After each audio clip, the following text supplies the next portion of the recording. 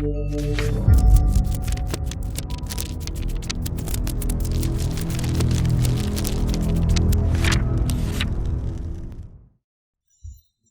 again, Christian greetings to all our valued listeners and viewers throughout the whole world, more particularly to all Shepherd's Rod believers, and most especially to our beloved brothers and sisters in the United States of America. Special greetings to our brethren in Colorado, in Fiji Island, in Mexico, Spain, in Africa, in the United Kingdom, and also our brethren in Australia, and to the rest, to the 144,000 living saints scattered throughout the whole world.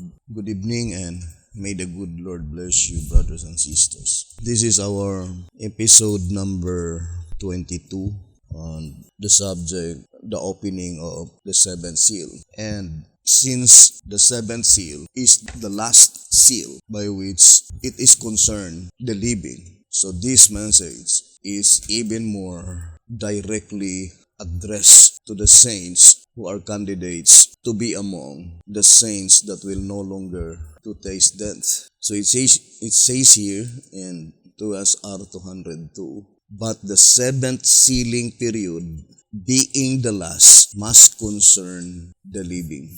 So the very last seal, the seventh seal, it must concern the living. And we know that the living saints are divided into two fruits, the first fruits and the second fruits. And the first fruits is the 144,000 living saints. But among the first fruit, there are still called the first of the first fruits. Although such subject will be explained in details on our subject, the wave sheep and the wave lobes. Here in 1TG, let's read. In 1TG number 23 on page 9, it says, and how glad we ought to be for the privilege to be among the first of the first fruits. So, for sure, B.T. Hotep and all his associates expected to be among the first of the first fruits. But the mere fact that B.T. Hotep, together with his associates, all of them died. So there is no possibility that they could be a part of such glorious company, because B.T. Hotep himself testified in Answerer number 5, page 89, that those who died cannot be a part of the living saints. So let's read here in Answerer number 5 on page 89, saying, and since she certifies that the 144,000 are living saints, early writings, page 15, and since she herself died, she cannot be one of them, though she can be one with them. Answerer number 5, page 89. So that statement can also be applied to B.T. Hotep. Since B.T. Hotep died, he cannot be a part as one of them, although he can be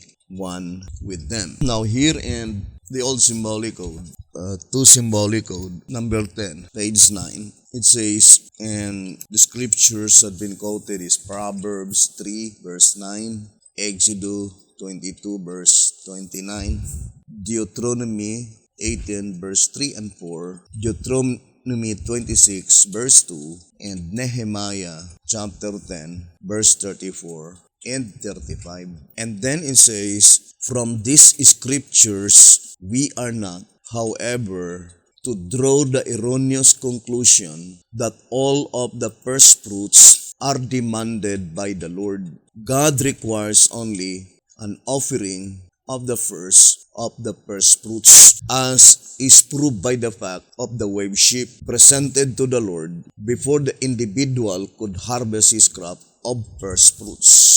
Leviticus 23, verse 10.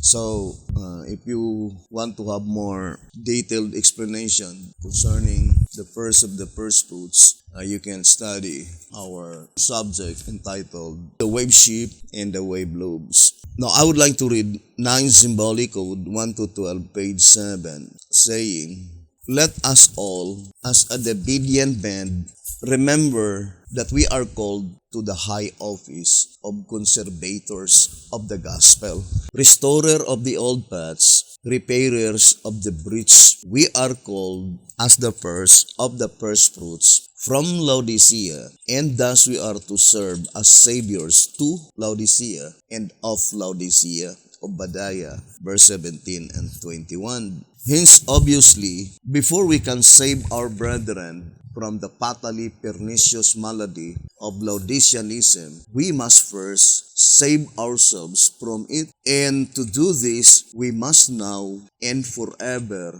absolutely stop treating symptoms and instead get at the cause. Stop dosing ourselves first for this, then for that, but instead correctly apply the sovereign remedy, the message in the heart, until a complete cure is effected. 9 Symbolic Code 1 to 12, pages 7 and page 8. So, in this reading, brethren, there is no mistake or there is no wrong to cry, because sharing the message is to cry to the Seventh-day Adventist Church. But the Shepherd's Rod is reminding us that before we can cry to the Seventh-day Adventist Church, we need to sigh first, because there is no such statement in the Bible and it's for prophecy that saying cry and sigh,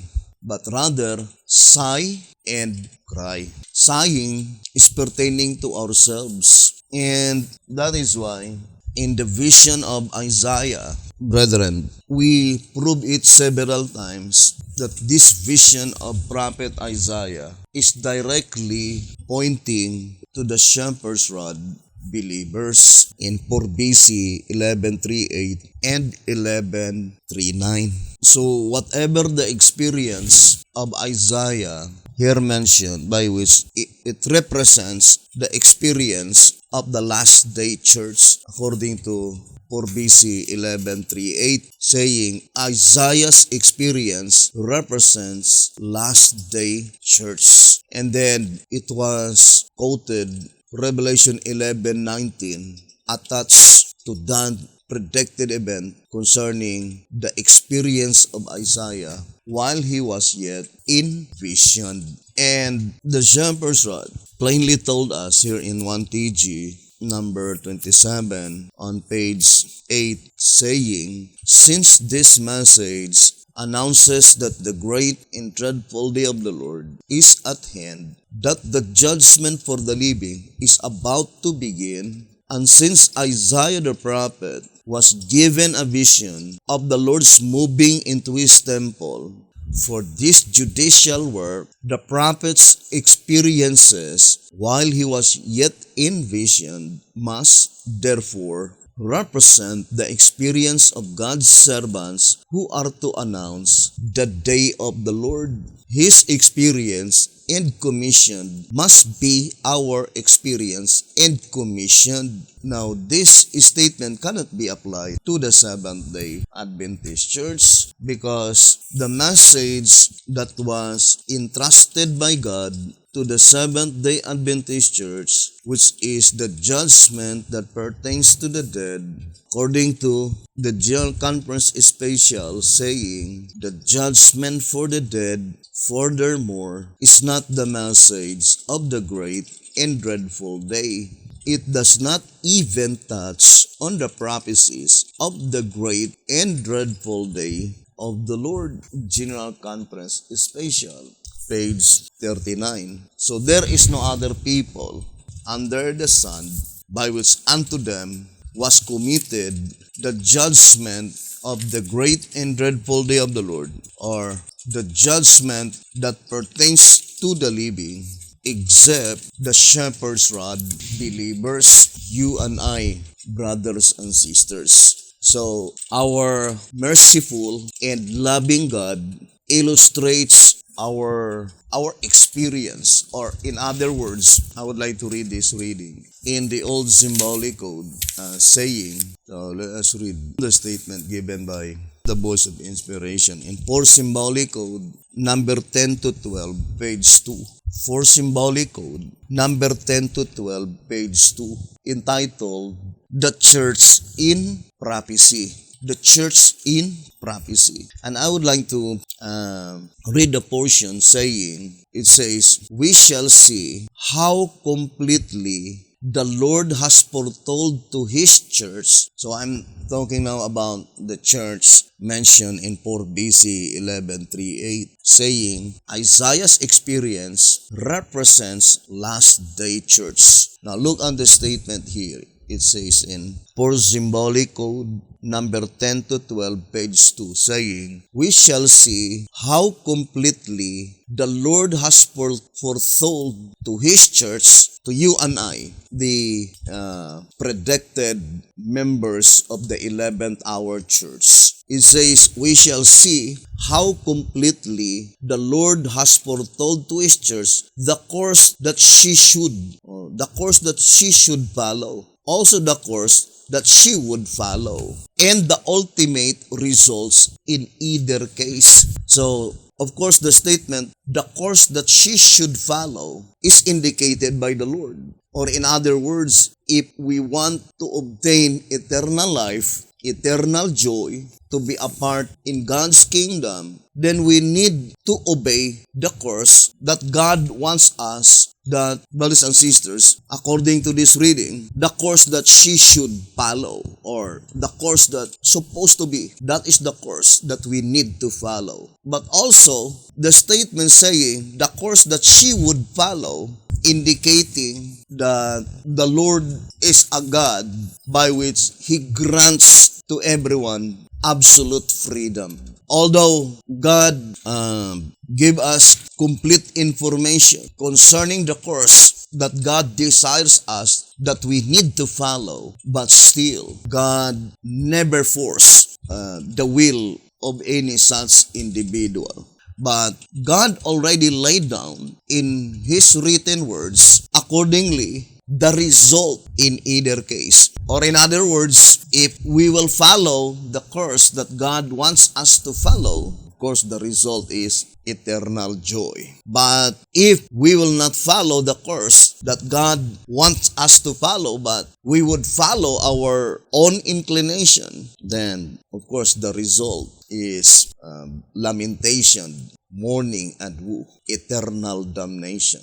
That is why I remember the statement in 1 TG number 21. It says here, let us read the statement given by the voice of inspiration. 1 TG 21, page 21, saying, "Most Christians know that there are two classes in the church, wheat and tares, but few, if any, seem to care." Or in other words, they do not care, or they do not study closely to be certain who is who and what is what. That's why the admonition in 1 TG number 9 on page 13 saying, "Stop, listen, think, check up on yourselves. It will be well worth your time and your energy. Find out who you are, what you are, and where you are." So that is very important, brothers and sisters, because God gave us complete information in His written words. But the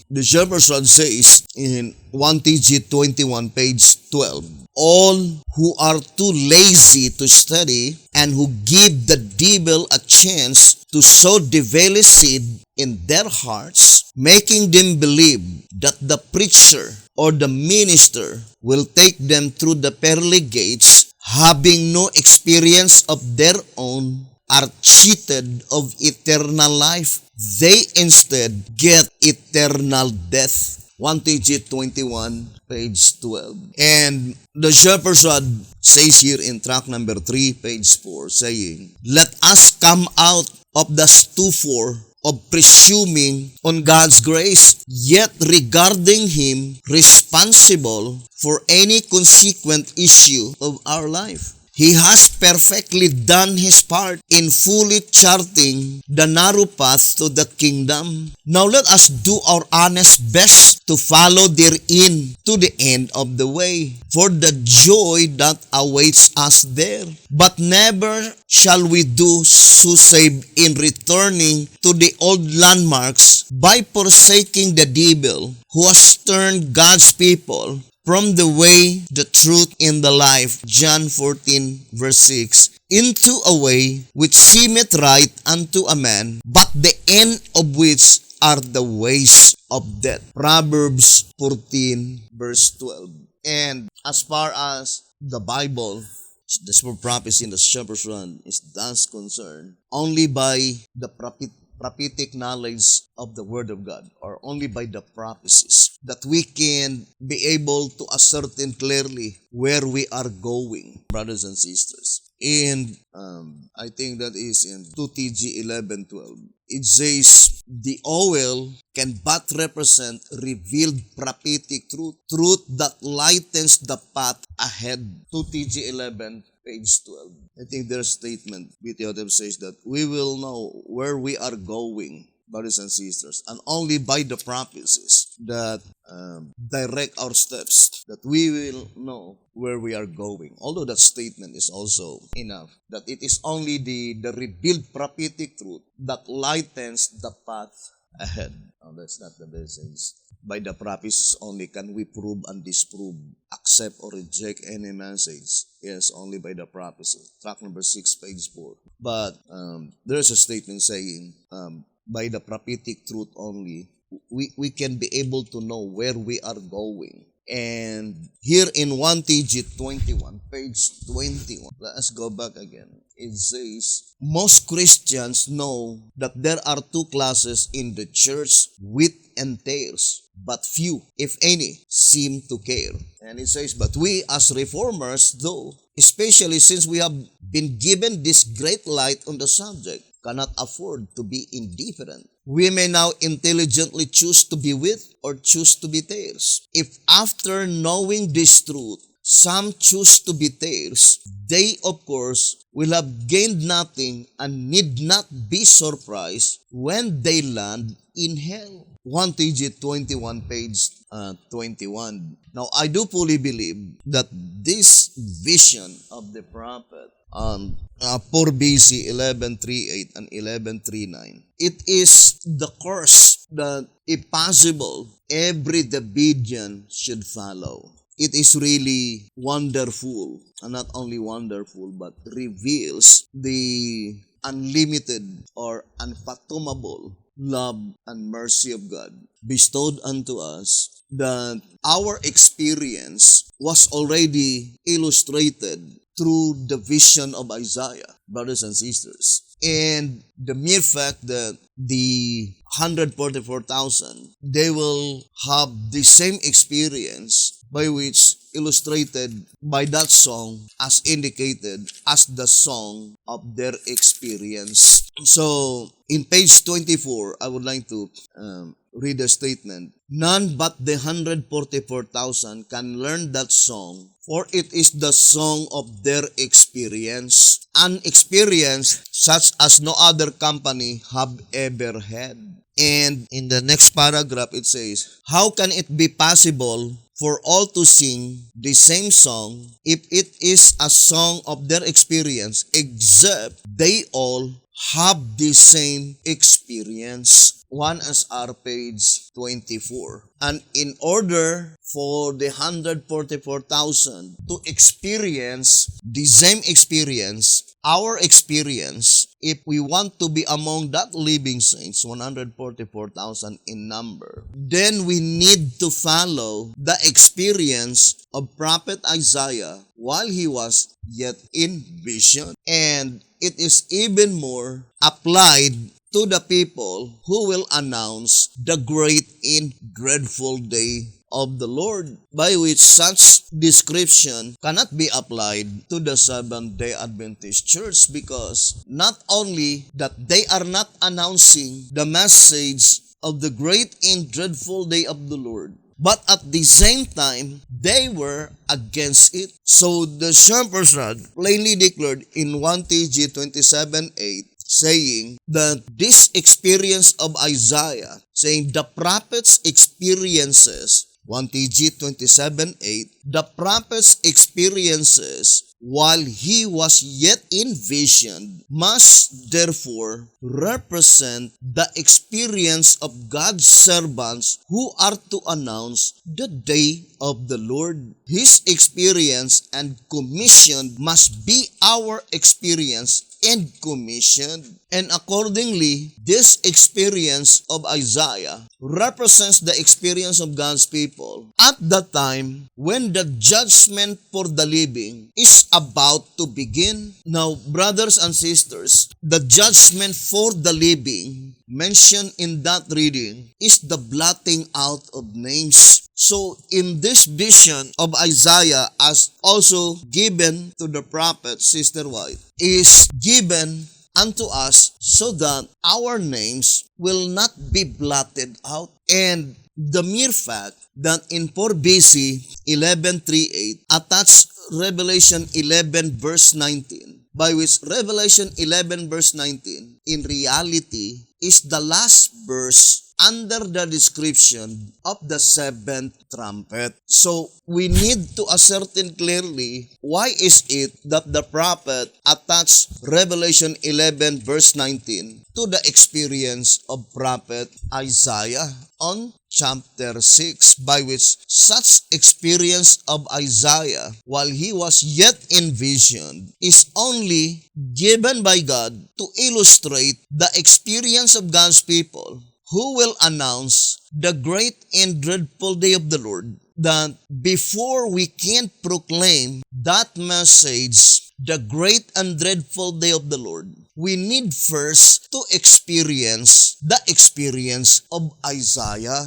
Now, in order for us to understand, then let us read as given here in 4 BC 11:38 and 11:39, and then we will ascertain clearly the absolute reason why is it that the prophet attached Revelation 11:19, the last verse of the seventh trumpet, because this vision of Isaiah applying to the experience of God's people who will announce the great and dreadful day of the Lord. This experience must be realized by God's people whilst probation still lingers, while it is still provisionary time. Now let us read the statement. It says, 4 BC 11:38 and 11:39. Isaiah's experience represents last day church. Isaiah 6 verse 1 to 4 quoted. As the prophet Isaiah beheld the glory of the Lord, he was amazed and overwhelmed with a sense of his own weakness and unworthiness. He cried, "Woe is me, for I am undone, because I am a man of unclean lips, and I dwell in the midst of a people of unclean lips. For mine eyes have seen the King of the Lord of hosts." Then it says, Isaiah had denounced the sin of others. So that is our experience. Because crying is to denounce the sin of others. Cry aloud, spare not, lift up thy voice like a trumpet. That divine command in Isaiah 58 verse 1 is to denounce the sins. And for sure, that is our effort going to the church, to the mother church. The question is there any success at all? It's high time now to ponder deeply, brethren. I remember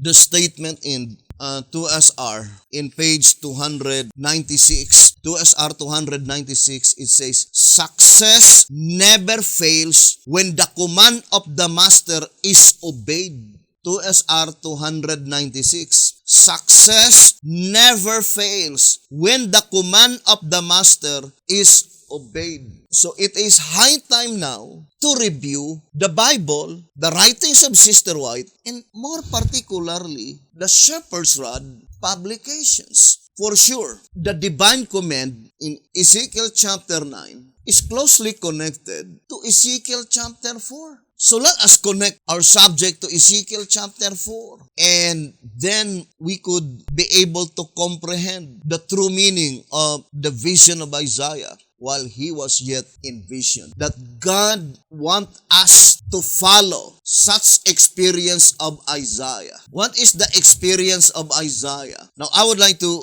read the statement says, what made him esteem himself unworthy? 11:3-9. What made him esteem himself unworthy? Did he think himself unworthy before he had a view of God's glory? No. He imagined himself in a righteous state before God. Or in other words, the experience of Isaiah while he was yet in vision, the statement represents the experience of God's people who will announce the great and dreadful day of the Lord.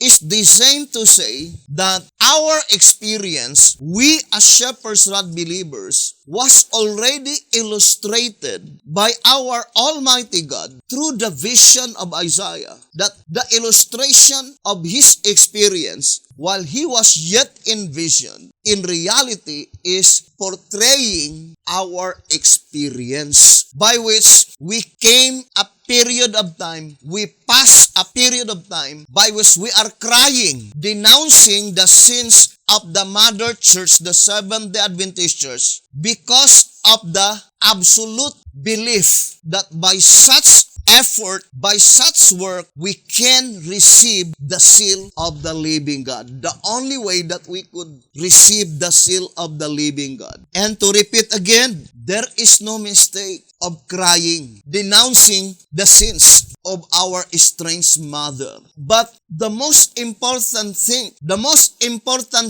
that God wants us to remind through the vision of Isaiah is the very first thing, to sigh. By which, according to the Shepherd's Rod, yes, we as the Bedian, here in 9 Symbolic Code 1-12, pages 7 and 8, saying, I would like to read again, let us all Shepherd's Rod believer, as a the Bedian band, are we at this present time can be called a band, or brothers and sisters, a disconnected band. And it says, remember that we are called to the high office of conservators of the gospel, restorers of the old paths, repairers of the breach. We are called as the first of the first fruits from Laodicea, and thus we are to serve as saviors to Laodicea and of Laodicea, as predicted in Obadiah chapter 1, verse 17 and 21. Hence, obviously, before we can save our brethren, this is the most important part. Before we can save our brethren from the fatally pernicious malady of Laodiceanism, we must first save ourselves from it. And to do this, we must now and forever absolutely stop treating symptoms and instead get at the cause. Stop dosing ourselves first for this, then for that, but instead correctly apply the sovereign remedy, the message in the heart, until a complete cure is effected. 9 Symbolic Code 1-12, pages 7 and 8. In other words, the Shepherd's Rod is reminding us that before we can cry, brothers and sisters, before we can denounce the sins of our estranged mother, we need to carefully examine first if we are not the same condition with the Seventh-day Adventist Church, that Laodiceanism is also practiced among the Bedians. Now, for example, B.T. Hotep says, it says here, 2 Symbolic Code 3 and 4, page 7. 2 Symbolic Code 3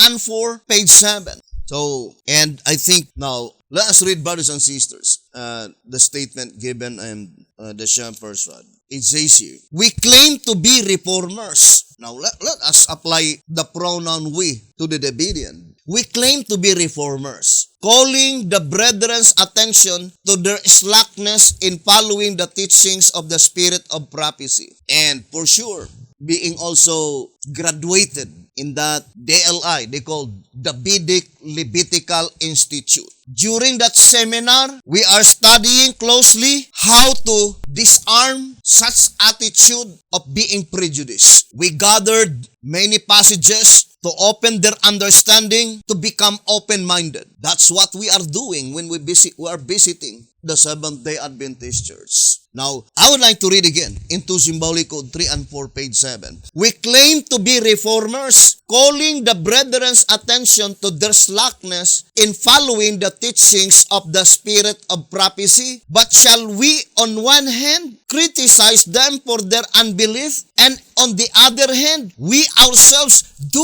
what we would have them repent of? To Symbolic Code 3 and 4, page 7.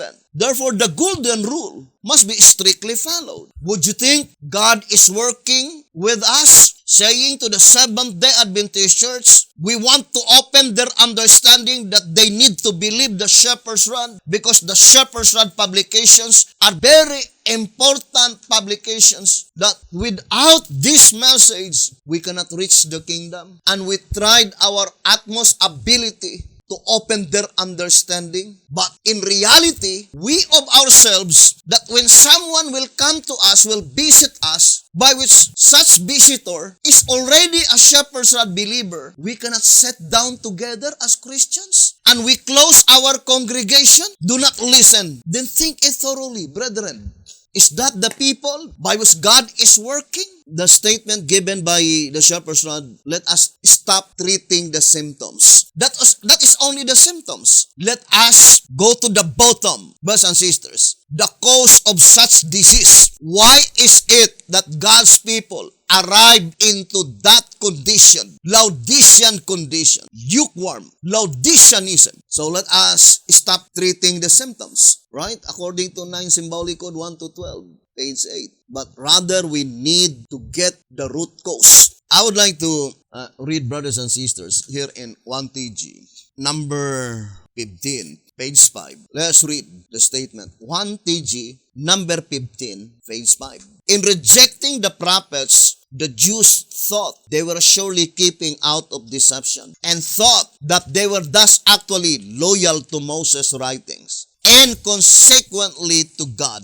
This they believe as much in Jesus' day as Israel's believed in Elijah's day. Let us now note that they fell into ruin only because they refused to give heed to the prophets who were sent to reform their ways, to correct their erroneous interpretations of Moses' writings, and to lighten the path of their feet, the rest of the way clear to paradise. That is a wonderful statement that I would like to take notice. To lighten the path of their feet, the rest of the way clear to paradise. And then it says, having deprived themselves of the gift of the spirit of prophecy, by doing away with the prophets, they completely cut off heaven's communication line and were thus left in gross darkness and lead into error,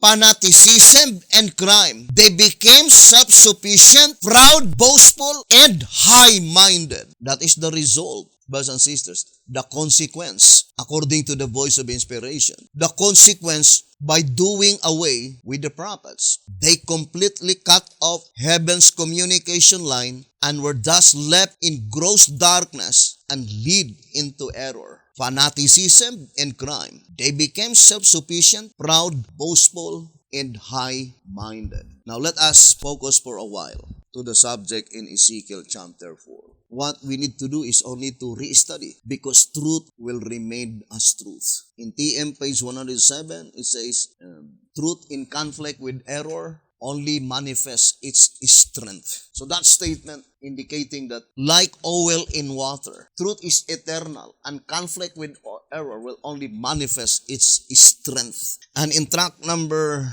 6, it says on page 58 and 59, and sure than ever, showing that like oil on water, inspired revelations always rise to the top of private theories, the theories sinking down and away into oblivion. track number 6, page 58 and page 59. So let us now study closely Ezekiel chapter 4. In 2SR, let me read to you here in 2SR. On page 275, it says, Ezekiel's prophecy is intended to point forward to the announcement of the predicted reformation and the one through Abraham to its completion, Ezekiel 9. Let's read again, 2SR 275. Ezekiel's prophecy is intended to point forward to the announcement of the predicted reformation and the one through Abraham to its completion, Ezekiel 9. That predicted reformation is the final effort of revival and reformation. Now, think it thoroughly concerning such revival and reformation. We have the Shepherd's Rod publications, brothers and sisters, and we should not follow the footsteps of the Jewish people that they profess to be as fully believing the writings of Moses. But Jesus Christ reprimanded them sharply, saying, if you really believe Moses' writings, you need to believe on me, because Moses wrote concerning me. But the mere fact that they rejected Jesus Christ, brothers and sisters, what they declared that they believe the writings of Moses is not reality. They pretentiously believe the writings of Moses. Now, how about we? Do we fully believe the Shepherd's Rod publications? If we fully believe the Shepherd's Rod publications, then we should not accept any doctrine or precept that is not well supported by the Shepherd's Rod publications. It must be only the doctrine by which you can rest assured that according to track number 6 on page 76, for if one's interpretation of the scriptures is not supported by every sentence of Holy Writ, it is a fallacious interpretation, a blind conclusion without Bible foundation. Since we stand to that position, saying in answerer number 5, page 55, that when the rod is taught, the Bible and the spirit of prophecy are taught. So majority of our proof must be in the Shepherd's Rod publications. And if the Shepherd's Rod is implicitly taught, then for certain, the Bible is for prophecy are taught. And the voice of inspiration here in track number 6, page 76, that if one's interpretation, if one's explanation is not supported by every sentence, then it is a fallacious interpretation. It is a blind conclusion. There is no Bible foundation. And as I've said, we should not follow the attitude of the Jewish people. Here in 2TG 37:14, saying, Jesus said, had ye believed Moses, you would have believed me. John chapter 5, verse 46. To believe in Moses is to believe what he wrote. To believe in Jesus is to believe what he says. If you cannot believe in Moses, then you cannot believe in Jesus. And how much shall we believe? Jesus answers, O fools, and slow of heart to believe all that the prophets have spoken. 2TG 37, page 14. So if you believe B.T. Hotep, then you need to believe all the statements written in the Shepherd's Rod publications. And if there's anything that I teach by which it is not supported by the Shepherd's Rod publications, then do not believe it. But we guaranteed you 100%. We never teach by which such explanation cannot be found in the golden bowl. That is the absolute admonition in 2SR 289. Find your explanations in the bowl. You have no trouble, brothers and sisters, in knowing the difference between truth and error. And that is the only way that you can avoid the ever-ready trap of deception. 2SR page 289. Now, we already read in 2SR 275 that principal object of the prophecy of Ezekiel is to point forward that predicted revival and reformation. And for sure, the particular object in view in Ezekiel chapter 4 is the final effort of revival and reformation. Now let's read the Shepherd's Rod. 2TG 39. 2TG 39. Page 9. It says here, the Christian church, though, did not long continue in grace, but it too, in time, fell even lower than the Jewish church. Necessarily, something had to be done for her also if any of her members were to be made free. And if God was still to have a church on earth, unquestionably, this something was none other than the Protestant Reformation. But since we all know that the Reformation has not yet accomplished its divinely appointed purpose, has not reached the accord and faith which the church enjoyed on the day of Pentecost, it is obvious that another attempt of revival and reformation is an absolute necessity. But to know all this for a certainty, we must turn to the more sure word of prophecy, to the prophet Ezekiel on chapter 4. Now, we need now to examine closely, sit down and pray and ponder deeply. Does the divinely appointed purpose had been accomplished in the days of Pentecost? What is the divinely appointed purpose of such revival and reformation? To reach into one accord. To reach into one accord, brothers and sisters. And we have the type in the days of the apostles. Does the antitype fulfilled in the days of Pentecost? Is there any statement in the writings of Pentecost that they reach into one accord? Of course, those questions, the answer must be found in the Shepherd's Rod publications. Now, I would like to read 1 TG. 1 TG number 21, page 3. 1 TG number 21 on page 3. Let us read the first paragraph. No matter how great and how effective a revival and reformation, even God Himself may launch in His church, the Scriptures make it plain that both the sinners and the saints will be in the church until the harvest. No one need brag that the members of the church are all saints, that they are all of one accord. If they really are of one accord, then it must be that they are all tares, that there is no saint among them. That church, for a certainty, is not the church of which Christ speaks in His Word. If anything is plain in the Bible, this one thing is. 1 TG 21, page 3. Now, the Shepherd's Rod made it so plain. In this reading, we can immediately discern that God will never work which will contradict to His own words. Apostle Paul says in 2 Timothy chapter 2, verse 13, God cannot deny Himself. In other words, that is the character of God. What He said, that is the thing that He will do. Now, according to this reading in 1 TG 21, page 3, in the parable of Jesus Christ, there is already a divine decree saying, let the wheat and the tares be commingled together forever? No, only up to the harvest, until the harvest. Now, I would like to read the statement here. In 2 TG number 46, let me see. 2 TG number 46.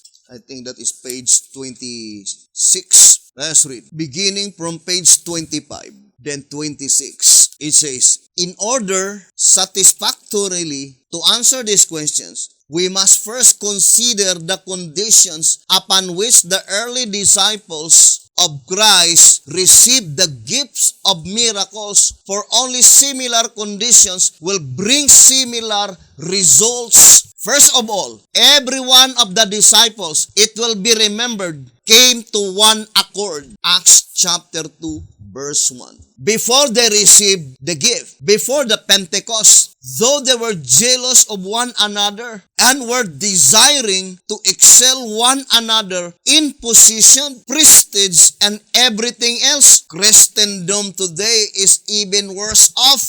Now, I would like to apply that statement today in our days, 2020, because our study is that we need to face the reality. Now, let us continue. 2 TG 46, 25, and then 26. Christendom today is even worse off. In fact, it is worse than at any other time. In reality, our days, our time is even worse than in the days of Pentecost. Because in the days of Pentecost, there is only one rod. There is only one rod speaking throughout the whole world. unlike in our days, different doctrines, and all of them claiming to be a genuine Shepherd's Rod believers.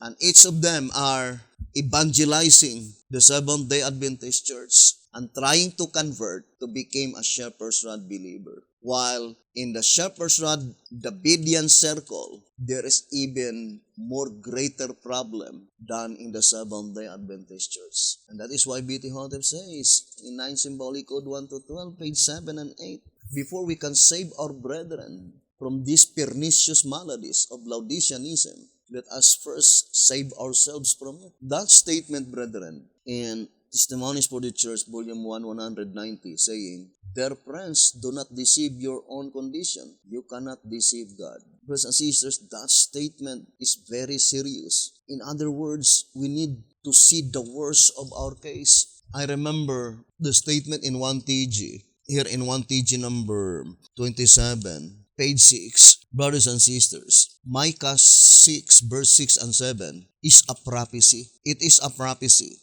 saying, "Wherewith shall I come before the Lord, and bow myself before the high God? Shall I come before him with burnt offerings, with calves of a year old? Will the Lord be pleased with thousands of rams, or with 10,000s of rivers of oil? Shall I give my firstborn for my transgression, the fruit of my body for the sin of my soul?" According to the explanation of the Shepherd's Rod, it is only projecting, brothers and sisters, the situation of the true faithful people of God. They were examining themselves because the statement, "shall I," pointing to us individual, sighing. We need to sigh first before we can cry.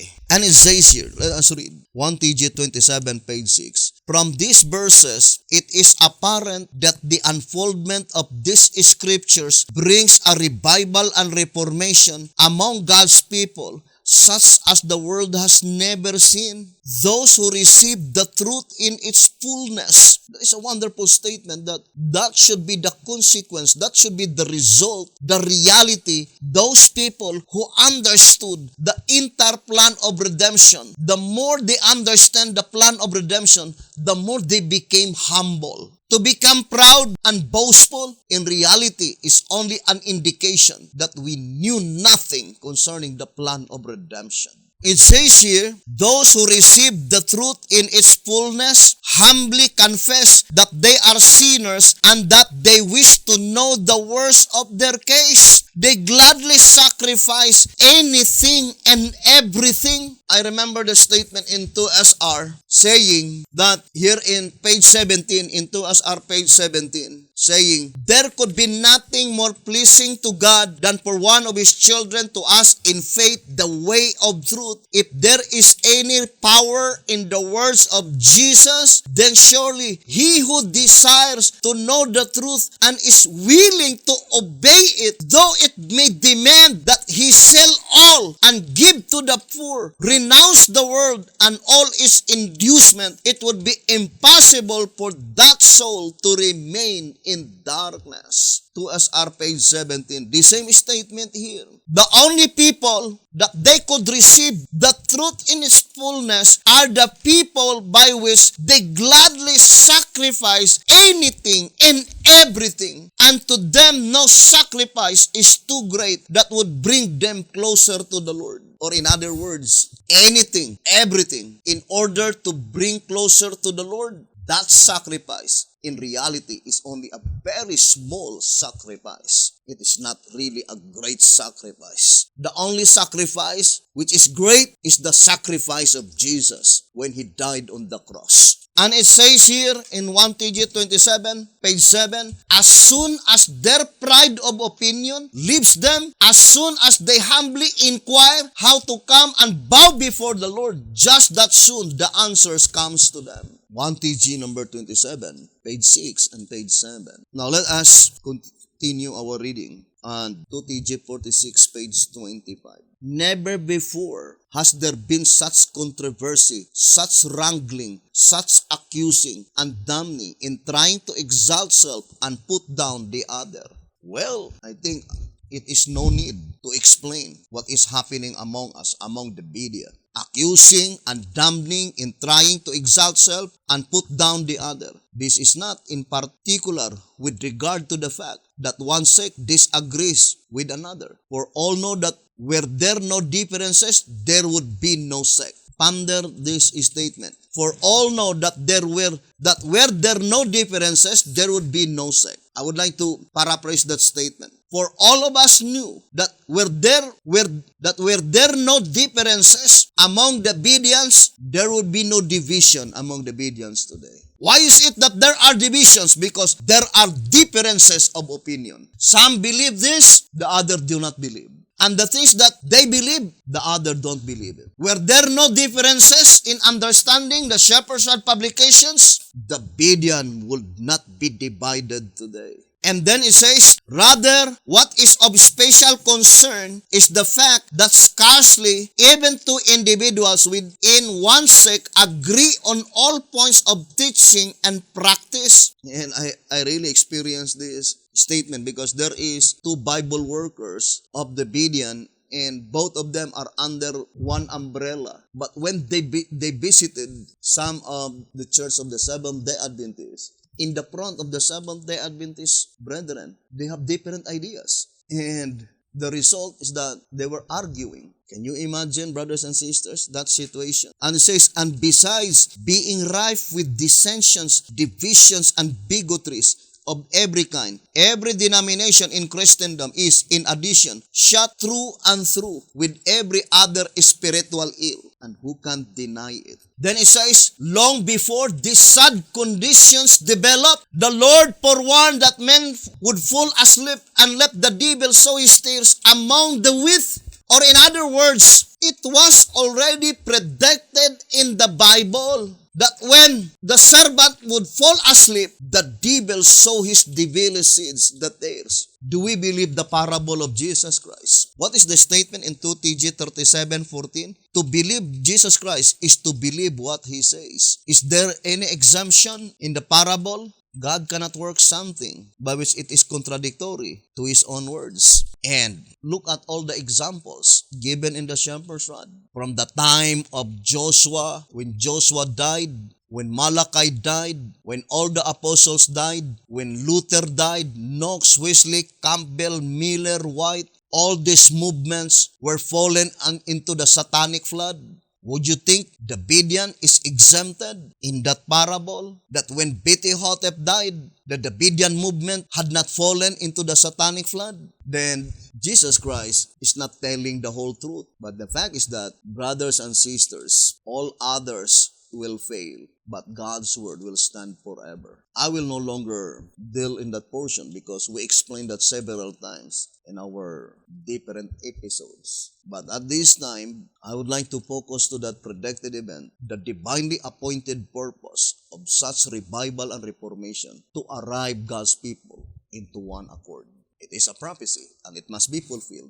Let us read again the statement here in 2 TG number 46:26. Long before these sad conditions developed, the Lord forewarned that men would fall asleep and let the devil sow his tares among the wheat. What does it mean by the word let? Meaning God allowed, permitted the devil. But the question is, for how long? Only until the harvest. And in the time of harvest, saith the Lord, I will say to the reapers, gather ye first the tares, and bind them in bundles to burn them, but gather the wheat into my barn. Then it says, since it is therefore strictly biblical that God will not bestow the gift of miracles upon a people other than those who as a group come to one accord, who come to see eye to eye, Isaiah 52 verse 8, and since the Spirit cannot effect this unity and harmony, and since the Spirit cannot effect this unity and harmony, now while the tares are commingled with the wheat, then all might as well reconcile themselves to the educative and redemptive discipline of waiting on the Lord until the harvest, until the tares, the discordant or false ones, are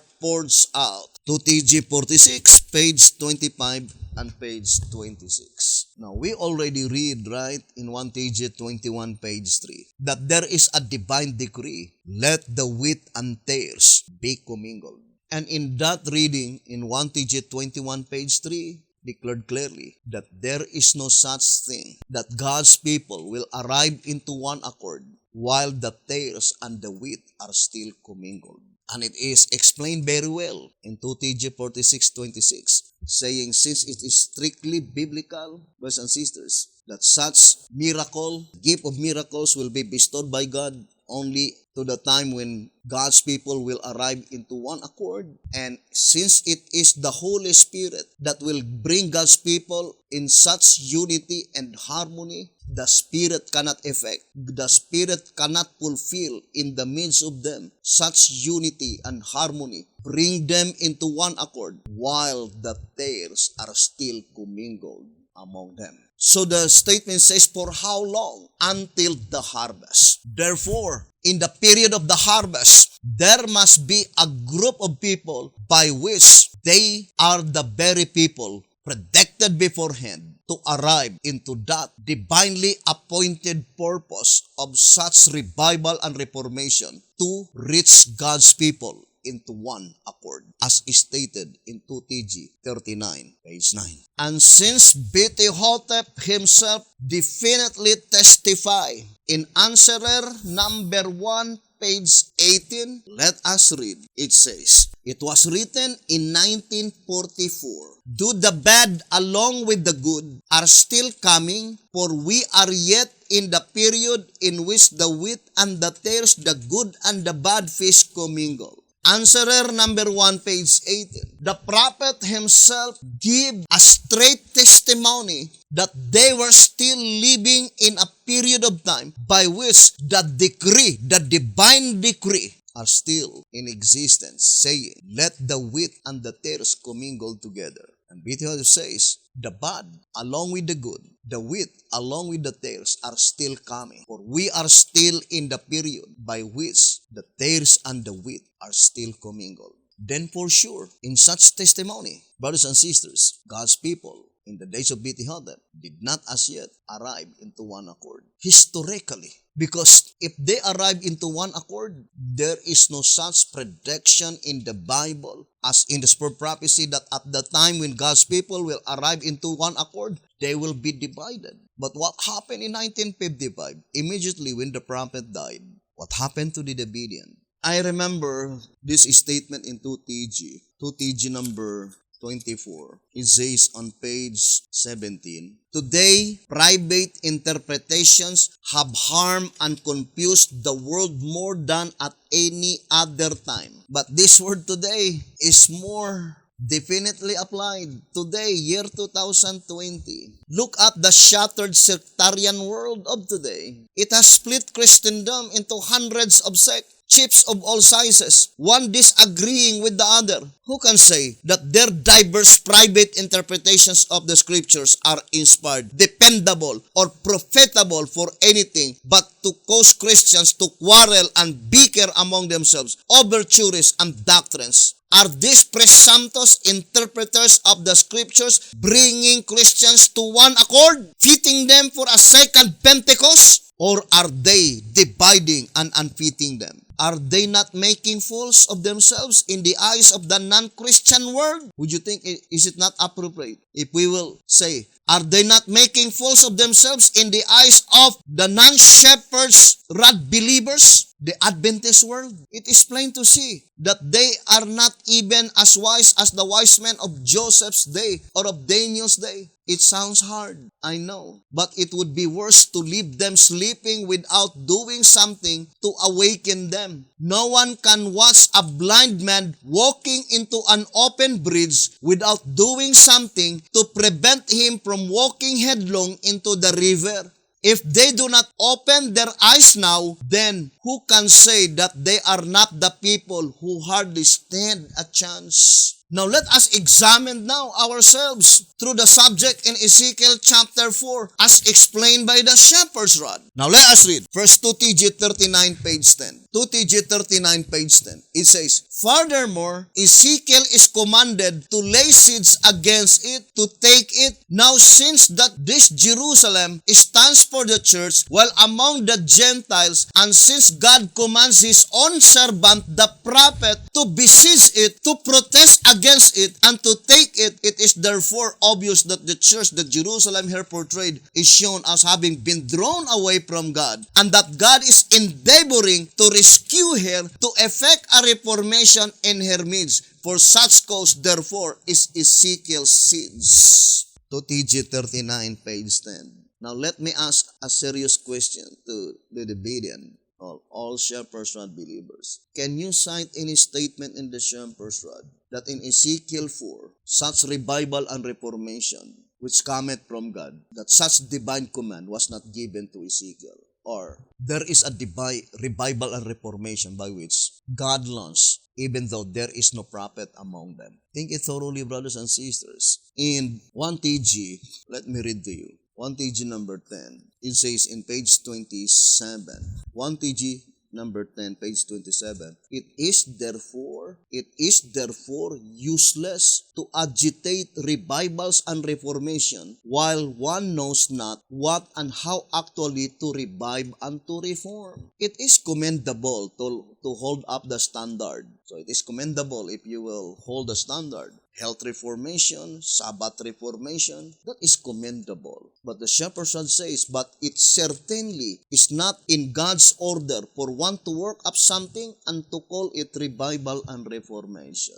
Because you are holding the standard, brothers and sisters, adopting those reformation, vegetarianism, then Sabbath reform, then because of that, you will call such effort revival and reformation. It says, no, it is not in God's order. Because the only order of God to undertake such revival and reformation is channeled to the prophet. The voice of inspiration, very plain here in 1TG number 10, page 21. 1TG number 10, page 21. These special incidences make crystal clear that no matter how hard men may try to bring about revival and reformation among God's people, their efforts are doomed to failure even before they start if God does not himself, through his prophets, take charge of the work. Now ponder deeply, brothers and sisters. I know we did very hard. We did our best visiting the Seventh-day Adventist churches, crying, denouncing their sins, abominations. But the voice of inspiration says, our efforts will only doom to failure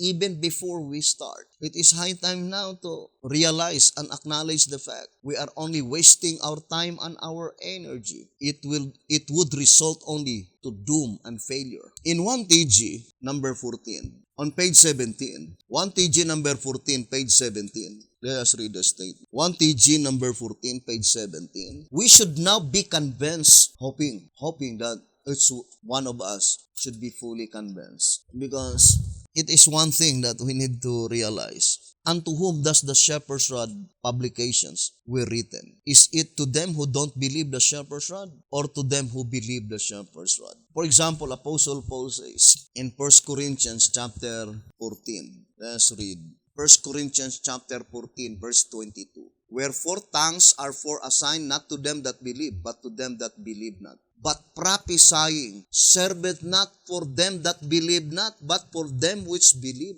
So let us be God's real people, logical thinkers, not bait hunters. 2TG 24:23. We need to be God's real people, logical thinkers, not bait hunters. For example, the Bible. If you will open a program and you will teach the doctrines using the Bible and the Bible only, unto whom you are addressing? Are you addressing your message to the people who don't believe the Bible? It must be to them who believe the Bible. The same with the writings of Sister White.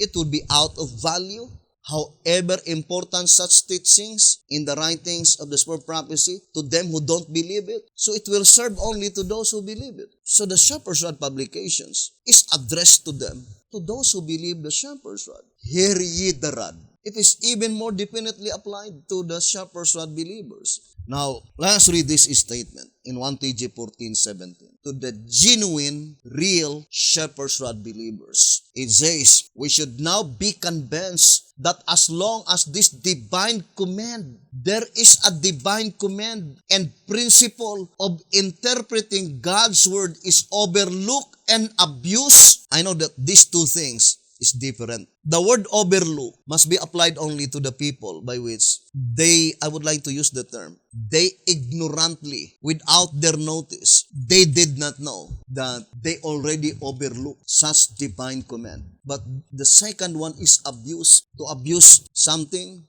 it must be at the time that even though you already knew, you are already informed, but still you continue to do such thing, that is an abuse. And it says, we should now be convinced that as long as this divine command and principle of interpreting God's word, there is a divine command and principle. Let us go first to the divine command. What is the divine command in interpreting of God's word? There should be no private interpretation. There are many deviants pointing their fingers to Florence Hotep because according to them, Florence Hotep engaged private interpretation, and that is the reason of such embarrassment that the Bidian did experience in 1960 and 1961. But at the same time, they themselves doing such the same perilous practice, engaging in private interpretation. So what is the divine command? If the Spirit of Christ did not rest upon your soul, then cease or do not engage such perilous practice, forbidden practice of private interpretation. That prohibition is only to the prophecies. According to the Bible in 2 Peter chapter 1, verse 19, 20, and 21, referring only to the prophecies. There should be no private interpretation. How about the principle? There must be principle. It says, we should now be convinced that as long as this divine command and principle of interpreting God's word is overlooked and abused, and as long as selfishness and bigotry exist among Christians, but I would like to apply it among us, among the Bereans in general, but among the Bereans in particular, and among Bible students in particular, isms will continue to increase and the strength of the people will continue to be wasted, just as was the strength of both the builders of the bridge and the builders of the tower. Yes, just as certainly as night follows the day, just that certain will their efforts come to naught and their shame be uncovered. And then it says that we cannot be led into all truth without the gift of the Spirit of prophecy. 1 TG number 14, page 17. That is the absolute answer. Do not expect that we can be led into all truth without the gift of the Spirit of prophecy among us. The Shepherd's Rod made it so plain, brethren. In tract number 6, page 11 and page 12, showing that he recognizes only one denomination. Christ said, do not forget that Jesus Christ recognizes only one denomination, and other sheep I have, which are not of this fold. Them also I must bring, and they shall hear my voice, and there shall be one fold and one shepherd. John chapter 10, verse 16. The existing disunion among Christians of today is not therefore fulfilling God's but Satan's predetermined purpose. What is the predetermined purpose of Satan? Brothers and sisters, and apology, and forgive me if you think these words sounds hard, but I'm only relating this thing to awaken our senses. Brothers and sisters, I think what happened among the Bedia is even worse than what happened to all other denominations when the heavenly called founder died. Why? For example, Lutherans, when Martin Luther died, brothers and sisters, that denomination never been divided. But I think their grave mistake is to stick only what Martin Luther teach, and whatever things that according to them cannot be found in the writings of Martin Luther, they don't accept it. The same with the Presbyterian. Methodist, Baptist, but not with the Davidian, because in February 5, 1955, immediately after the prophet died, the Davidians immediately divided into different groups. That is an indication that even the time when BT Hotep was still alive, there is already a desire to sit on that prophetic office. That desire is already in their hearts. The same with Korah, Dathan, and Abiram. Because immediately when BT Hotep died, the Davidian divided into different groups. And for sure, the Shepherd says, such occurrence, they were not fulfilling God's will, but rather Satan predetermined purpose. And then it says, let's continue. The so-called Christian world of today has so far drifted from God's ideal for His church as to have arrived at a point where even Christ's own prayer fails to disillusion them and to bring them to a realization that their varied beliefs of being all right are sure to be all wrong. Those who are not affiliated with any church and for whose conversion the churches claim to be fully exerting their means and time, look on with scorn and laughter at this delusion and hypocrisy. Such Christians are only pleasing Satan and cheating themselves and those who watch them. Satan is leading these quasi-Christian legions to parade as fools before the world, so that through their unconscious folly, he may cast reproach upon Christ and at the same time may make the world believe that the Father has not sent the Son. Unless these disunited ranks awake to their plight, Satan will shortly plunge them headlong into eternal destruction. This everlasting tragedy would be chargeable only to their despising the gift of the spirit of prophecy. The eyes of the church, 1 Samuel 9 verse 9, Isaiah 29 verse 10, which alone can see to draw them into a state of oneness of unbreakable unity. Track number 6, pages 11 and page 12. Only through the medium of the gift of the spirit of prophecy can God bring His people into such a state of oneness of unbreakable unity. Now let us ponder deeply, brothers and sisters. For me, it's a very important subject. Let us go back again to our first reading in Bible commentary. This experience of Isaiah, according to 4 BC, 1138 and 1139, brothers and sisters, is that I would like to say these things. When BT Hotep died, at the moment when the Davidian were divided into different groups, supposed to be, I would like to use the term supposed to be, the very first thing that we need to do is to solve our disgusting condition. I think that statement is it in 1 TG saying that God cannot save a lost world with a lost church. I think that is in 1 TG. That God cannot save a lost 1 TG 29. Let's read 1 TG 29 so that we could understand how God works. 1 TG 29, page 9. The prophecies are simple, logical, and forewarning. God cannot save the world by a lost church. And for sure, God cannot save a lost church by a lost Davidian association. Brethren, I'm only bringing each of us individually into the reality. It is our desire. I know that if possible, we could return to the kingdom and then have our everlasting rest. And here, brothers and sisters, in the vision of Sister White, by which this vision of Sister White, illustrating the vision of Isaiah. Without the vision of Sister White, we cannot understand that the vision of Isaiah is only an illustration, brothers and sisters. Or in reality, in the real life of Isaiah, Isaiah did not experience these things. He only experienced these things while in vision. And such experience of Isaiah while in vision is just to illustrate our experience. I would like to read to you this reading in track number 4.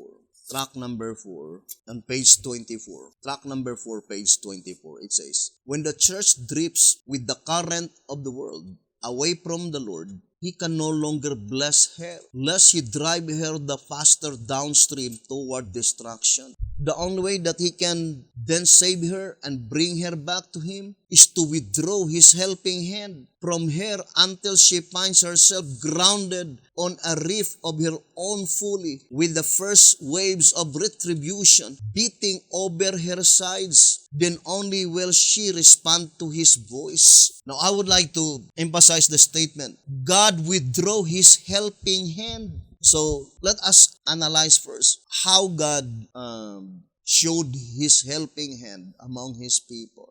I think in 2TG number 24, here in 2TG number 24, on page 22, saying, if they do awake to their poverty, it will be the greatest miracle since the beginning of the world.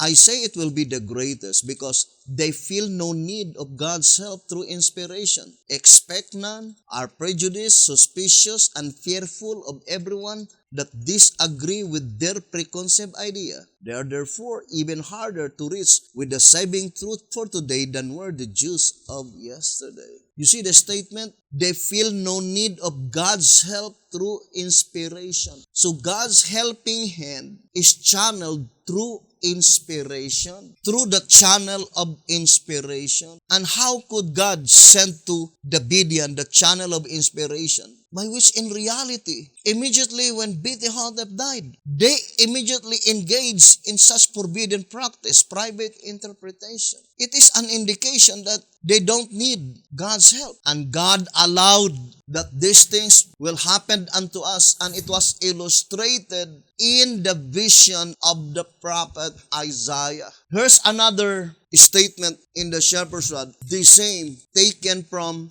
Isaiah the gospel prophet. Let us read. Isaiah 26, verse 17 and 18. 2TG number 5, page 9 and 10. 2TG number 5, page 9 and 10. Like as a woman with child that draweth near the time of her delivery is in pain and crieth out in her pangs, so have we been in thy sight, O Lord. We have been with child, we have been in pain, we have as it were brought forth the wind. We have not wrought any deliverance in the earth, neither have the inhabitants of the world fallen. Although the statement is also the same with the description in 1844. It says here in page 10, here is shown that the eyes of the penitent are to be opened. Illustrated in the vision of Isaiah. Isaiah the gospel prophet. In Isaiah chapter 6 and Isaiah 26 verse 17 and 18, it says, here is shown that the eyes of the penitent are to be opened. They are to see themselves as God sees them and confess that they have heretofore failed in their efforts, that they have travailed, had been in pain, but have brought forth only wind as it were, while the impenitent think they themselves are rich and increase with goods and doing a great deed and are in need of nothing. So this message is only addressed to the penitent, repentant sinner, humble and contrite of heart. That this is the fulfillment of that prophecy, that all of them, their eyes have been opened by God to completely realize that our efforts brought forth nothing but wind. Because in reality, according to this reading in 4 BC 11:39, let us read again, Isaiah had denounced the sin of others. 4 BC 11:39. Isaiah had denounced the sin of others, but now he sees himself exposed to the same condemnation he had pronounced upon them. The same condemnation, because in reality, we did not as yet sigh. Beth-Hotep says, no, it is useless to agitate revival and reformation without the prophet among us. No one knows how to revive and to reform. Do you believe that statement? Or are we still proud and boastful? Concerning spiritual things, brethren, the shepherd plainly told us that we of ourselves knew nothing. That is the statement given by the voice of inspiration. Except we are told by God through His servants, the prophets. But we of ourselves, in reality, we knew nothing, brethren. For example, let me read to you. In 1TG, I think that is in 1TG. Beth-Hotep says that we of ourselves, we knew nothing. And except we are told through His servants, and that is the prophets, right? And it says, as we witness them day by day. Reading 1TG number 7, page 7. And also 1TG number It says, let us ever bear in mind that we of ourselves know nothing about God's plans except as told through His appointed servants, the prophets. And as we witness them day by day, if we daily walk with God, if we commit all to Him, then the responsibility is all His. And 1 TG number 3, page 5 and 6, it says, we cannot lead the Lord. He is to lead us. We of ourselves never know what is right and what is wrong unless we are told. Maybe you will say, the same with the Pharisees, we are old. Our knowledge is sufficient to know what is right and what is wrong. If that is the case, why are we divided, brothers and sisters? So according to our reading in track number 4, in order for God's people to awaken their senses, God withdrew His helping hand among them. Right? In track number 4, page 24, the only way that He can then save her and bring her back to Him is to withdraw His helping hand from her until she finds herself grounded on a reef of her own folly. That is foolishness. If God already told it and still we insist, that is foolishness. The language used by Jeremiah as explained by the shepherd's rod in 2 TG number 26, page 13, saying, Jeremiah 10 verse 23, O Lord, I know that the way of man is not in himself. It is not in man that walketh to direct his steps. In this verse, we are told that the way man should go is not in himself, that he of himself does not know how to direct his steps. Someone else must direct them if he is to go in the right direction. For this very reason, God's people are led by a prophet and are preserved by a prophet. Hosea 12 verse 13. So it was that through the medium of the prophets, God led and preserved the church of the Old Testament, and by the same Spirit, He founded, led, and has to this day preserved the New Testament church. And in page 23, it says, it is already a conclusion, saying, there is no doubt, 2 TG 26:23, there is no doubt the church from creation till today has been led and preserved by the prophets, and she can continue in no other way from here on. 2 TG 26, page 23. That very words in TM 44, Testimonies to Ministers, page 475, saying, let heaven guide. The only guide that cometh from heaven, according to this reading, is through the guidance of the prophet. Well, it was already predicted beforehand that only the penitent, that their eyes will be opened, but the impenitent will continue to be proud and boastful. How many years that we expend our time and our energy sighing and crying in the mother church? Not only one group of the Bedean, there are many. What is the result? Now, what year that I would like to begin? If the sighing and crying immediately began after B.T. Hotep died in 1955, how many years from that time until now? If we will begin after such embarrassment in 1961, how many years now? Is there any success or result of our effort? Think it thoroughly, brethren. Now, I would like to continue reading here in 4 BC 11:39. It says here, 4 BC 11:39, Isaiah had denounced the sin of others, but now he sees himself exposed to the same condemnation he had pronounced upon them. And this statement must be applied only to the penitent, brothers and sisters. And that's why the question says in, I think, third paragraph says, what made him esteem himself unworthy? In the upper part it says, he felt wholly unworthy for the work. That is the experience of Isaiah in his vision. He felt wholly unworthy for the work. What made him esteem himself unworthy? Did he think himself unworthy before he had a view of God's glory? No. He imagined himself in a righteous state before God. That is our experience. The experience of the penitent people. We jealously denounce the sins of the Seventh-day Adventist Church, our mother, estranged mother, as we commonly call. Now let us grant that mother, the Seventh-day Adventist Church, as the harlot. The harlot that the scribes and Pharisees brought to Jesus Christ. Let us learn the lesson here in John chapter 8. So let us read. John chapter 8 from verse 1 to verse 11. Jesus went unto the Mount of Olives, and early in the morning he came again into the temple. And all the people came unto him, and he sat down and taught them. And the scribes and Pharisees brought unto him a woman taken in adultery, or in other words, caught in the act.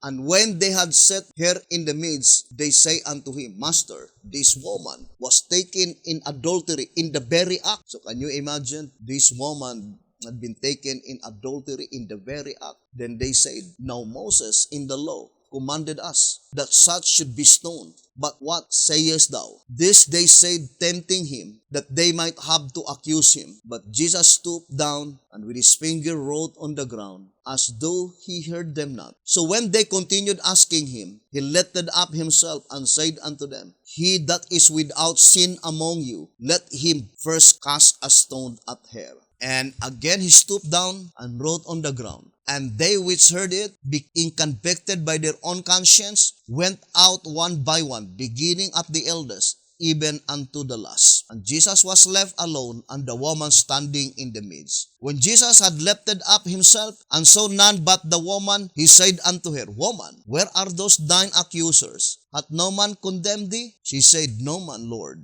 And Jesus said unto her, Neither do I condemn thee. Go and sin no more. John chapter 8 verses 1 to 11. Now, let us grant that that woman is the Seventh-day Adventist Church, caught in the very act, a harlot, committing adultery. Now, if Jesus Christ will give us the message, who among us without sin will be the first one to denounce the sins of that harlot, of that woman? Brethren, I am not saying that to cry in the Seventh-day Adventist Church is wrong, because that is our divine commission. But in this study, brethren, God never commanded His people to cry without sighing first. And the term sighing must be applied into our own circles, the Davidian circles. We need to solve the problem among us first. We need to deal the problem among us first before we can deal the problem in the Seventh-day Adventist Church. There is no wrong in the days of Beti Hotep because there was no problem among them while Beti Hotep was still alive. In 1 TG number 15, it says here, I would like to read the statement given by the shepherd's rod.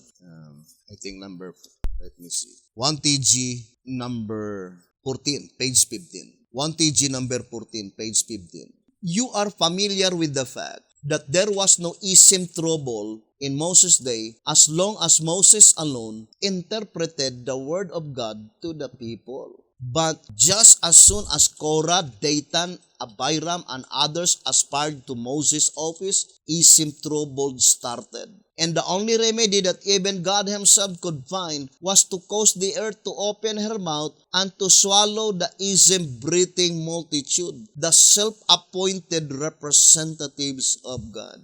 Will you believe if I would like to paraphrase the statement by saying, you are familiar with the fact that there was no ism trouble in Hotep's day as long as Beti Hotep alone interpreted the shepherd's rod of God to the people. That is the reality, brothers and sisters, right? And ism trouble started when these self-appointed leaders came to the front, began to interpret the rod, and the result, it says, that great evil brought the Davidian into different groups. But it is not the time, or in other words, we are not to blame any others, but rather all of us in the sight of God, the same as Daniel. Since our deliverance are drawing nearer, brothers and sisters. When Daniel prayed to God, according to the voice of inspiration, he confessed the sins of his predecessors. Acknowledging it, it seems that it is also the sins of Daniel. It says here, brothers and sisters, in Prophets and Kings 554 and 555, with faith founded on the sure word of prophecy, Daniel pleaded with the Lord for the speedy fulfillment of these promises. He pleaded for the honor of God to be preserved. In his petition, he identified himself fully with those who have fallen short of the divine purpose, confessing their sins as his own own, confessing their sins as his own. Or in other words, Daniel set his fingers, all of them, unto himself. I remember the admonition given in 2SR page 144. It says, there is a lesson here that is worth our consideration.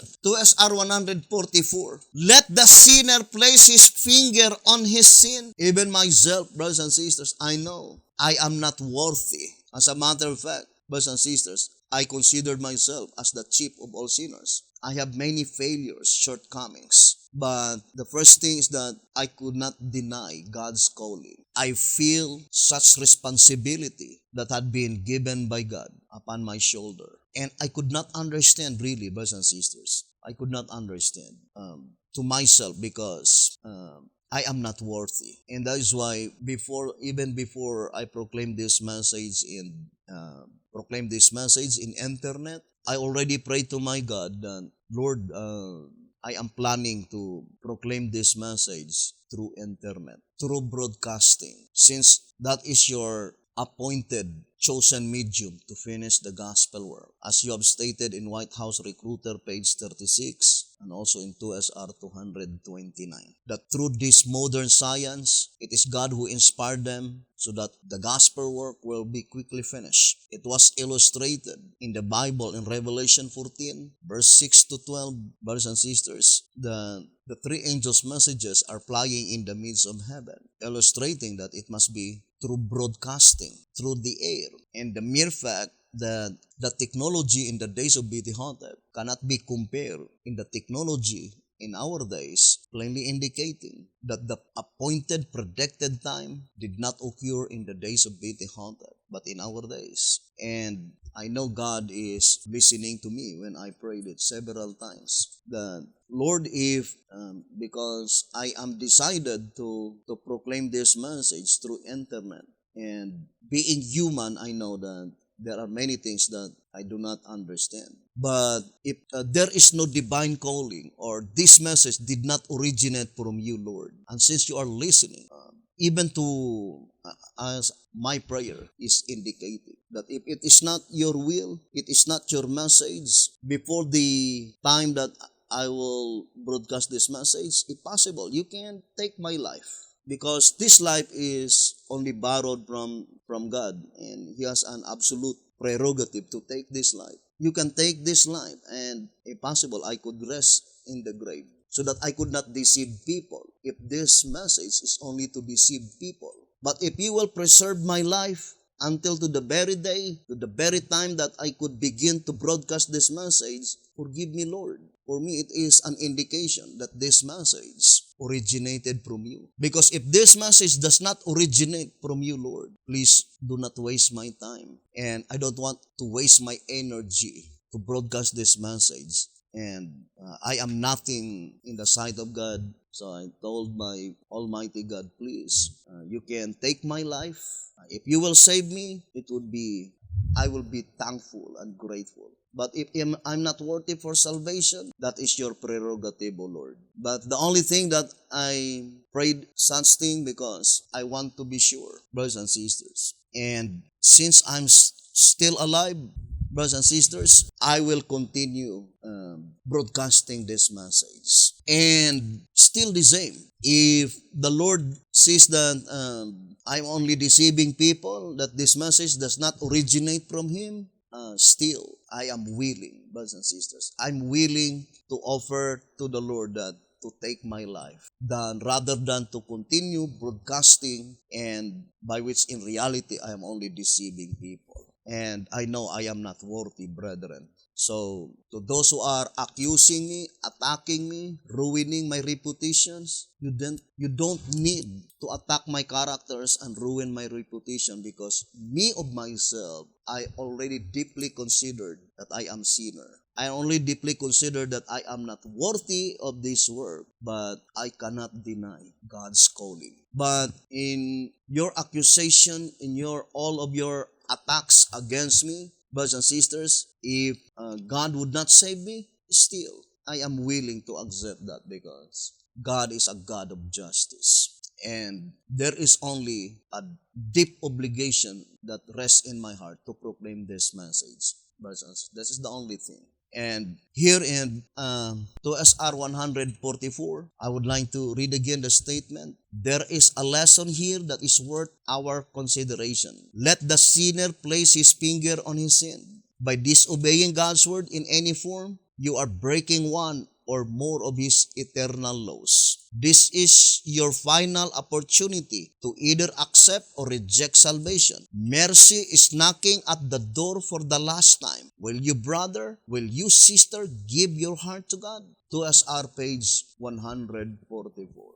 And as far as the Bible, the Spirit of Prophecy, and the Shepherd's Rod publication is thus concerned, the most urgent message that we are proclaiming is addressed to all Shepherd's Rod believers. First of all, brothers and sisters, we need to ever realize that God has no desire at all that any one of us should lose out. And brothers and sisters, that statement in track number 5, I would like to read on page 55, saying, "Oh, how terrible the thought of closing the heart and thereby turning a deep ear to the pleadings of the Spirit of God. Think what great sorrow and suffering could have been averted had men not been so hardened in pride and self-conceit." And this statement is illustrated to ancient Nineveh. It was already declared by God that Nineveh will be destroyed.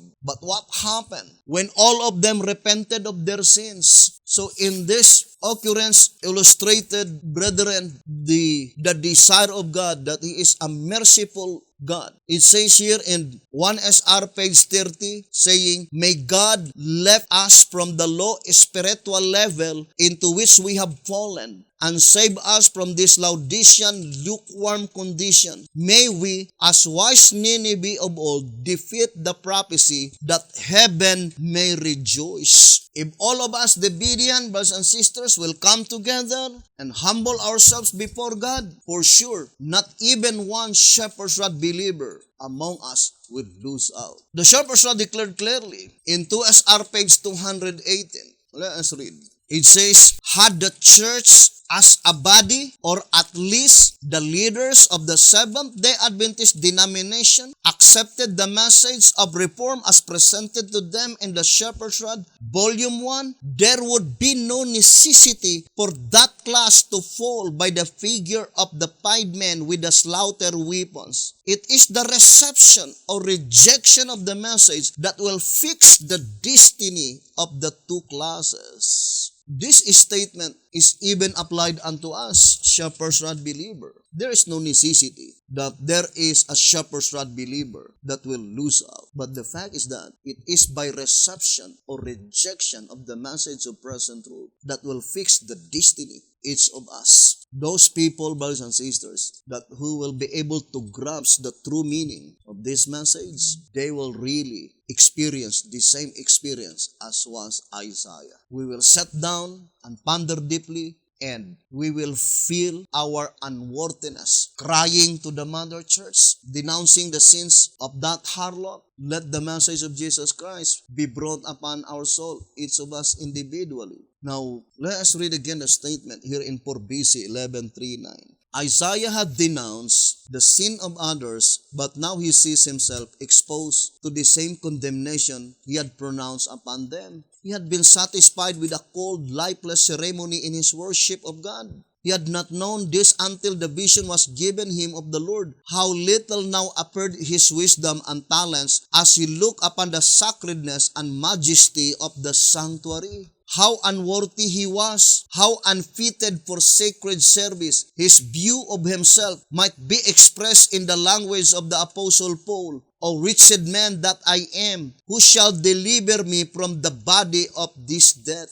But relief was sent to Isaiah in his distress. The vision given to Isaiah represents the condition of God's people in the last days. They are privileged to see by faith the work that is going forward in the heavenly sanctuary. And the temple of God was open in heaven, and there was seen in his temple the ark of his testament. As they look by faith into the Holy of Holies and see the work of Christ in the heavenly sanctuary, they perceive that they are a people of unclean lips, a people whose lips have often spoken vanity and whose talents have not been sanctified and employed to the glory of God. Will may they despair as they contrast their own weakness and unworthiness with the purity and loveliness of the glorious character of Christ. But if they, like Isaiah, will receive the impression the Lord design shall be made upon the heart, if they will humble their souls before God, there is hope for them. The bow of promise is above the throne, and the work done for Isaiah will be performed in them. God will respond to the petitions coming from the contrite heart.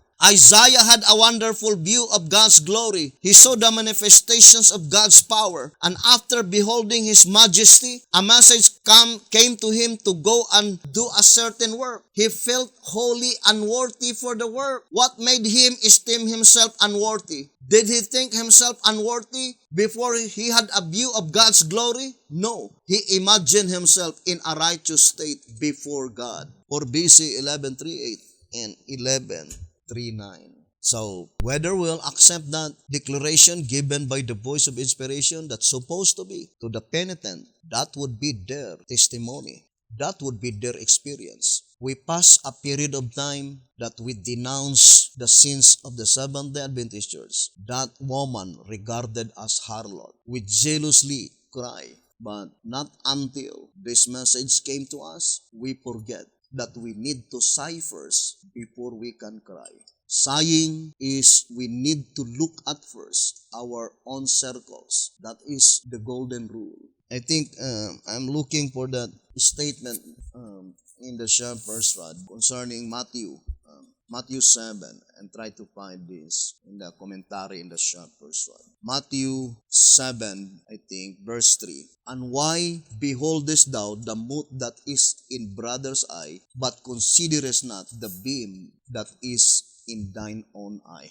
Matthew 7 on verse 3. And I think it's in verse 12 also the statement, the golden rule. Therefore, all things whatsoever you would that men should do to you, do ye even so to them. For this is the law and the prophets. Matthew 7, verse 12. So that would be the message of Jesus Christ, brothers and sisters. So, to all my fellow Shepherd's Rod believers, brothers and sisters, I would like to read answerer number 1, page 18 and 19. And finally, never be like a Pharisee who can see the mote in his brother's eye, but cannot see the beam in his own.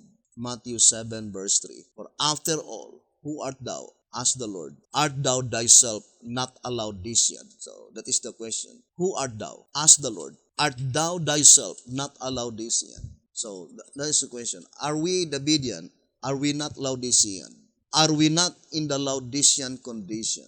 Answerer number 1, page 18. Think it thoroughly. And 1 TG number 8, it says here, 1 TG number 8 on page 28. Let us read the statement. It says here, brethren, you yourself can now answer the question as to whether you are a Davidian or still a Laodicean. If you are satisfied with yourself, with your spiritual attainments, with your man-made gospel program, if you think the Lord is speaking to you by whatever happens to click in your mind, if you think you have all the truth, that you have need of nothing more, if you think that everyone who does not have your stamp of approval on his belief is a false prophet, and if you are in constant fear that someone is everlastingly trying to deceive you because he teaches something new, if you never give it a thought that you may be slamming your door against a truth bearer who may be bringing to you the Lord's eye salve and the wedding garment, if you do all this or any part of them, then you must be as good a Laodicean as you can possibly be, not a Davidian. So we are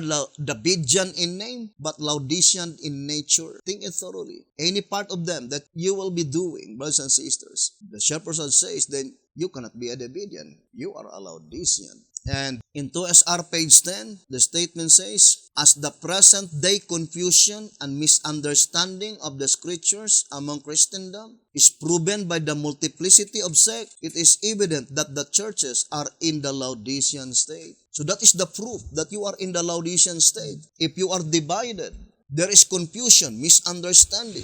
If the shepherd's rod remain intact as one movement until today, then we could say that they are not in Laodicean condition. But that is not the case. They were divided into different groups. And that is the strongest proof that cannot be denied. The Davidian is in a Laodicean state, lukewarm condition. So let us first solve the problem among us. And I think if we are only humble and teachable, the problem can be easily resolved because we believe the shepherd's rod. The solution is found in the shepherd's rod publications. It is harder to implement it to the Seventh-day Adventist Church because they don't believe the shepherd's rod. But since all of us are full-fledged believer that the shepherd's rod publications are the rod of God, written by inspiration, then what we need to do is to sit down as Christians and study closely, brothers and sisters, and then only accept those teachings that is fully supported by the shepherd's rod publications. Every sentence that is fully supported by the shepherd's rod.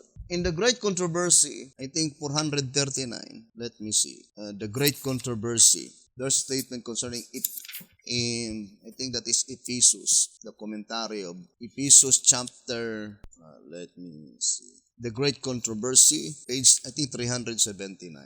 379, Great Controversy. If God's professed people would receive the light as it shines upon them from His Word, they would reach that unity for which Christ prayed, that which the apostles described, the unity of the Spirit in the bond of peace. There is, he says, one body and one Spirit, even as ye are called in one hope of your calling, one Lord, one faith, one baptism. Ephesians 4, verse 3 to verse 5. But sometimes it's hard to imagine that statement in track number 6 on page 12 saying that if we arrive to the point, it says here in track number 6, page 12, have arrived at a point where even Christ's own prayer fails to disillusion them and to bring them to a realization that their buried beliefs of being all right are sure to be all wrong. Track number 6, page 12. What if we, the Davidians, already arrived to the point that even Christ's own prayer fails to disillusion us, to bring such Davidian movements to a realization that their buried beliefs of being all right are sure to be all wrong. Track number 6 on page 12. Hoping, brethren, that we can defeat the prophecy as Nineveh of old, that we need to humble ourselves and to accept the present truth, more particularly to the revelation of Christ's mediatorial work in the heavenly sanctuary. Because that is the only time, as stated in 4 BC 1138 and 1139, that God's people will experience the same experience as what Isaiah experienced while he was yet in vision. Meaning, at the moment that they saw the proceedings in the heavenly sanctuary, that is the very moment that they fully realize as penitent sinners, confess to God that their efforts, crying, denouncing the sins, denouncing the abominations in the Seventh-day Adventist Church, they brought nothing but wind. By which, in reality, they noticed that the same condemnation that we condemn the Mother Church, according to that reading, we are also guilty because the root cause of that abomination is practiced among the media. Private interpretation. Why is it that the Seventh-day Adventist Church, they are eating flesh food? Because of private interpretation. Why is it that the Seventh-day Adventist Church, they were cooking food during the Sabbath? Because of private interpretation. That is the root cause of the abomination. That is why B.T. Hotep says, I think that is in 1 1TG saying that one nation engaged another abomination and another abomination. Here in 1TG 44, page 5. Although we as a people profess to be strict in keeping the unclean meats away from our tables, this scripture nevertheless unveils the shameful truth. It makes known that many are indulging in these abominable things. In one part of the world, perhaps they indulge in one abomination, and in another part of the world, they indulge in another abomination. On the one hand, they are as careless as they can be, eating anything and everything, clean and unclean alike. And on the other hand, they have a high opinion of themselves. They think themselves holier than any others. Plainly then, those who indulge in the abominations which verse foretells about are the very ones who protest against having communion with those who try to live a life consistent with their profession. Fearing that reformation might take place, satanic indeed.